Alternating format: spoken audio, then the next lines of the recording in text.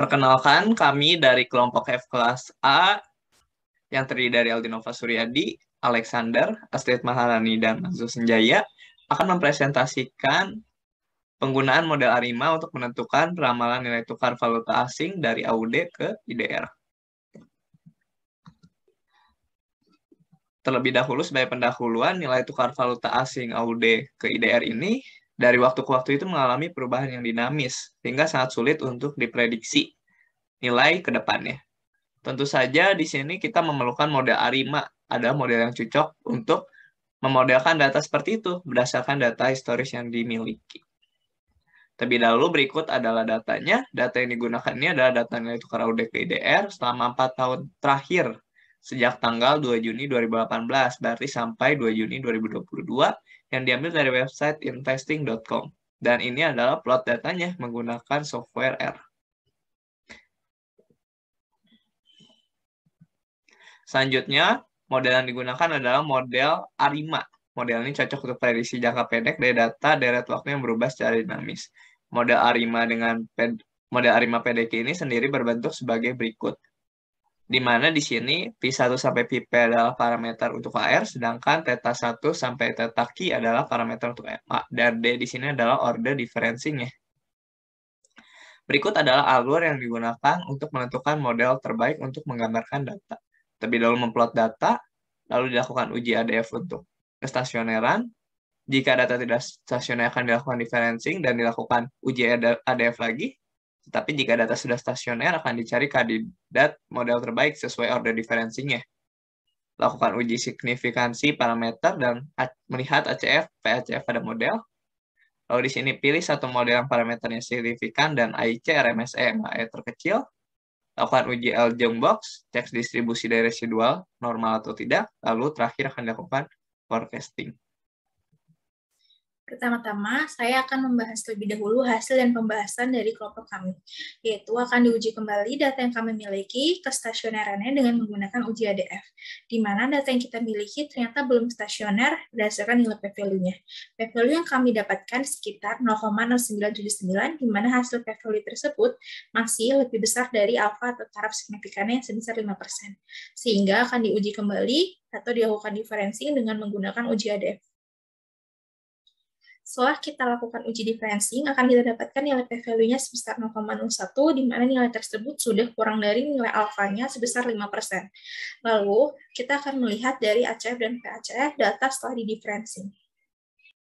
Berikut ini adalah ACF dan PACF dari data setelah di-differencing, di mana kedua plot tersebut tidak memiliki bagian yang tiba-tiba terputus seperti model AR atau model MA. Kemungkinan model yang cocok untuk data kami adalah ARMA. Namun, karena kita akan melakukan differencing, maka model yang akan kita gunakan adalah model ARIMA terhadap data awal. Selanjutnya, kita akan memilih model terbaik setelah kita mengetahui bahwa data telah didiferensiasi. Berikut ini adalah beberapa model terbaiknya. Yang pertama adalah ARIMA 011, di mana kita akan dapatkan koefisien dari MA1 kurang dari nilai alfanya, sehingga ARIMA 011 telah signifikan terhadap data.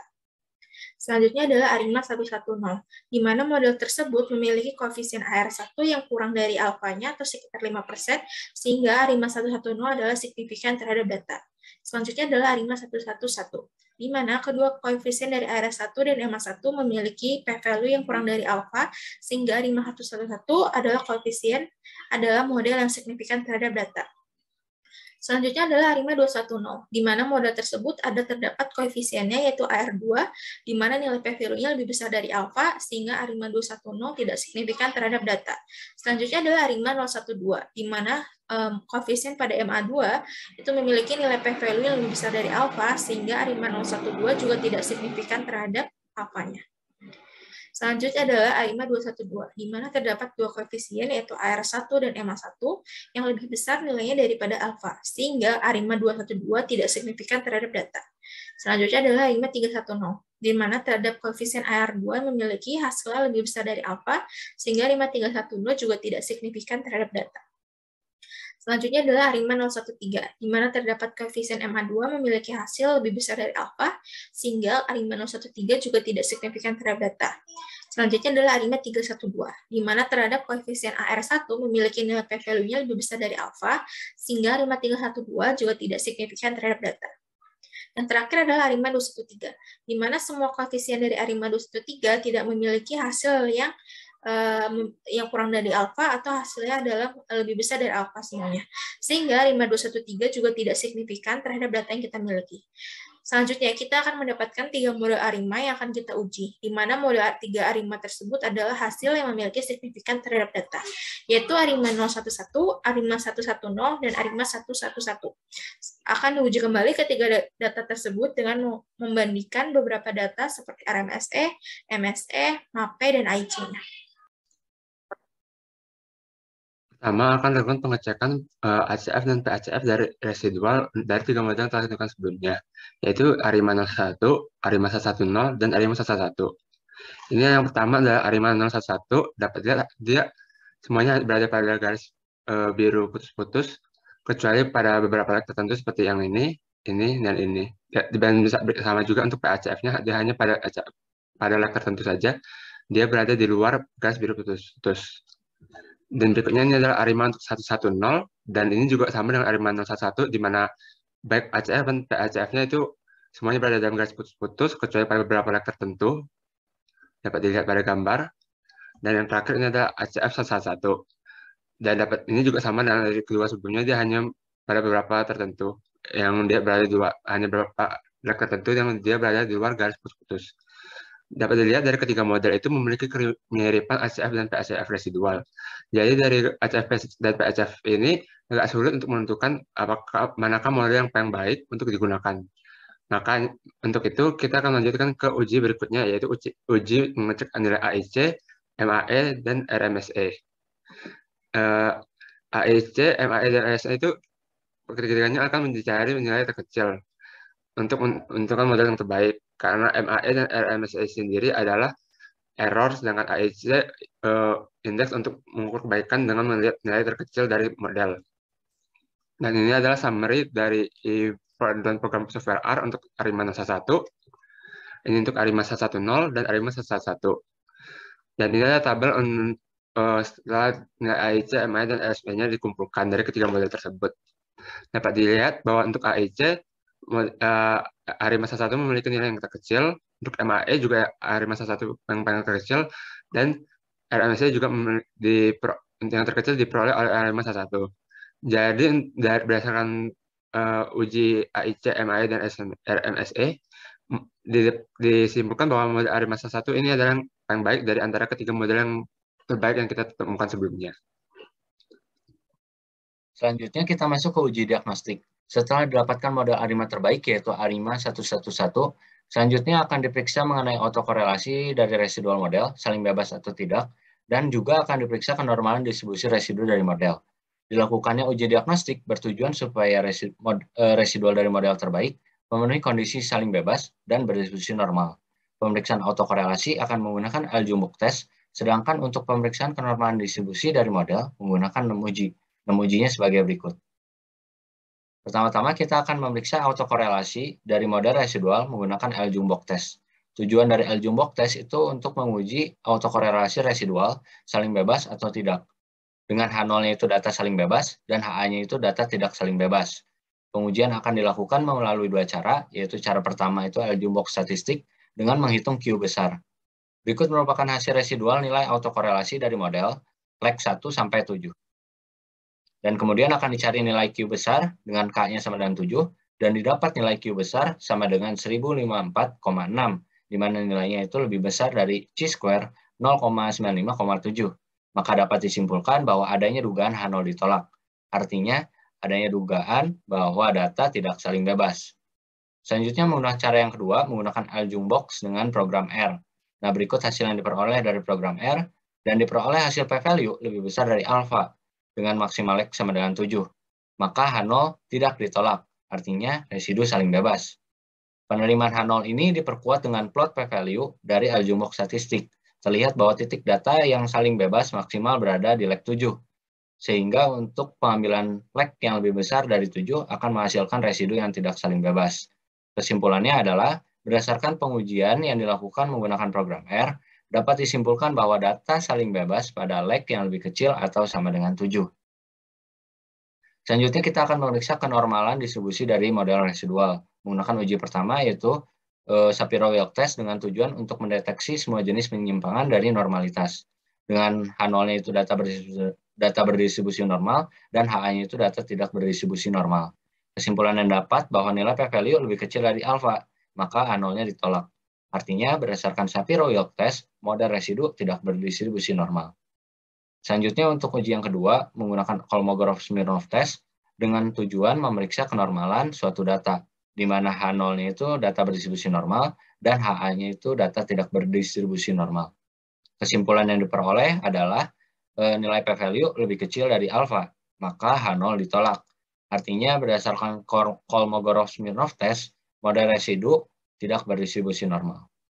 Selanjutnya menggunakan Anderson-Darling test dengan tujuan memeriksa apakah data mengikuti distribusi normal atau tidak, dengan hipotesis nolnya data berdistribusi normal dan hipotesis alternatifnya data tidak berdistribusi normal. Kesimpulan yang diperoleh adalah p-value lebih kecil dari alfa, maka H0 ditolak. Artinya berdasarkan Anderson-Darling test, model residu tidak berdistribusi normal. Selanjutnya menggunakan Kramer-von Mises test dengan tujuan memeriksa apakah data mengikuti distribusi normal atau tidak. Dengan H0-nya itu adalah data berdistribusi normal dan HA-nya itu data tidak berdistribusi normal. Dan diperoleh kesimpulan bahwa nilai omega kuadratnya itu cukup dekat dengan 1, maka H0-nya ditolak. Artinya berdasarkan Kramer-von Mises test, model residu tidak berdistribusi normal. Selanjutnya menggunakan Jacobera dengan tujuan mengukur apakah skewness dan kurtosis dari sampel sesuai dengan distribusi normal. Dengan H0-nya itu data berdistribusi normal dan HA-nya itu data tidak berdistribusi normal. Dan di sini akan dicari nilai dari Jacobera statistik menggunakan formula Jacobera dan diperoleh nilai Jacobera statistik sama dengan 18,9606, di mana nilainya itu lebih besar dari nilai kritis chi-square. Maka H0 tidak ditolak. Artinya skewness dan kurtosis sampel sesuai dengan distribusi normal. Selanjutnya menggunakan analisa Kiki plot dan histogram. Dari Kiki plot diperoleh kesimpulan uji-uji normalitas yang gagal disebabkan oleh data-data yang berada pada ekor. Hal ini dikarenakan data-data tersebut tidak berada pada garis. Selanjutnya untuk analisa histogram diperoleh kesimpulan dapat dikatakan bahwa data memiliki rata-rata di 0 dan penyebaran data sisi kiri dan sisi kanannya cukup simetris, sehingga dapat disimpulkan melalui analisis histogram residu berdistribusi normal. Berdasarkan 5 pengamatan di atas diperoleh summary sebagai berikut, dan di sini akan dijelaskan mengenai kesimpulan uji diagnostik. Kesimpulan dari autokorelasi ARIMA 11 menggunakan L-Jumbo test dengan R adalah residu saling bebas ketika maksimum lag-nya adalah 7, dan jika lag-nya lebih besar dari 7, maka residu tidak saling bebas.